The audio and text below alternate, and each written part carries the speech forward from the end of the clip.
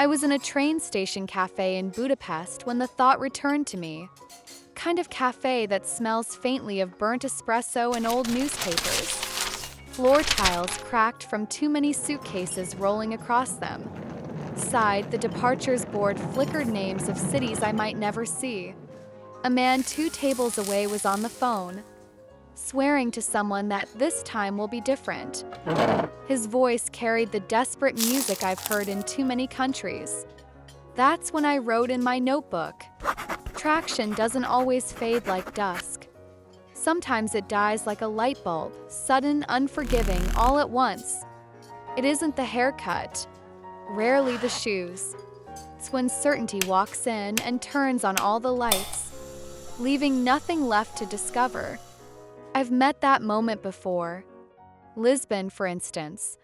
Daniel had that easy posture of a man who knows he looks good under cafe lighting. We were in Alfama, the narrow streets still warm from the day's sun. The music from a fado bar drifted through the window. He leaned in with the confidence of someone used to being liked. His laugh came on rhythm like a drumbeat, drawing people in. For 10 minutes, I thought I might fall for him. But then, he unfolded his life like a tourist brochure. Bullet points of ambition. Heartbreaks told as rehearsed anecdotes. A therapist's name I didn't need to know. Every silence he filled. Every pause crushed under disclosure. Felt less like intimacy and more like a sales pitch of vulnerability. His stories were polished stones, smooth too clean. Traction lives in rough edges. Daniel left me none. No mystery. No unfinished corners. Just a museum tour I hadn't asked to join. Berlin gave me another lesson. A rooftop bar in late summer. The sky bleeding orange into indigo. The city stretched below, restless and lit, pretending to be New York for a night. Cole stood there, jacket fitted, handshake crisp as a press release. He wore his resume like cologne, expensive, strong, impossible to ignore. Partnerships, awards, growth metrics. He placed them between us like chess pieces, waiting for me to bow. But his words didn't open windows.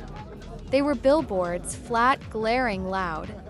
I remember looking past him, over his shoulder at the skyline, realizing he didn't need a partner, he needed an audience.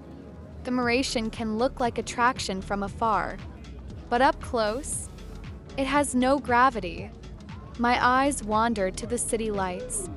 He never noticed me leave. Krakow was different. A gallery on a Thursday evening. White walls glowing under soft lamps, people moving like whispers. She stood by a canvas splashed with blues and grays. Her dress echoed its colors so perfectly it felt deliberate. She was stunning in the way fog can be stunning, present but not claiming space. We began to talk. Or rather, I did. She smiled, nodded, agreed. Yes, exactly. Totally. Her voice was soft wallpaper, patterned in repetition.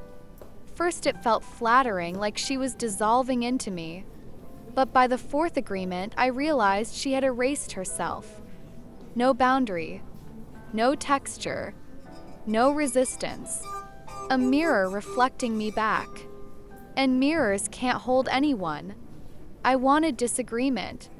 I wanted the sentence she wouldn't say. The no that proves someone exists outside your echo. Never came.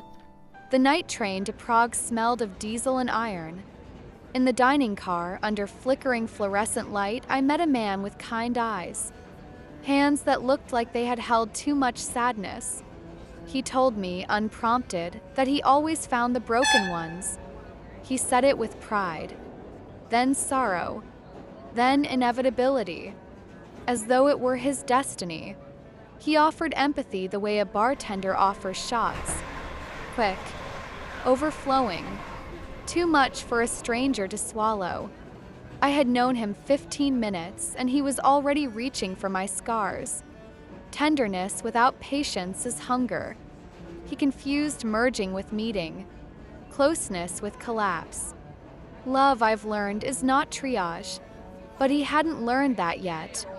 His gaze felt like a hand pulling me underwater, before I had even learned the depth of the river. And then Vienna. Autumn leaves spinning down like golden coins. A lecture hall emptying onto stone steps. She sat beside me on a bench. Voice sharp as the cold, eyes full of light. She was electric at first. Passionate. Articulate.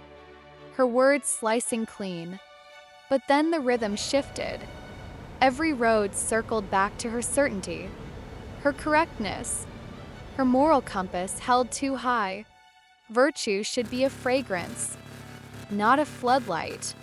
The more she announced her clarity, the less I could see of her.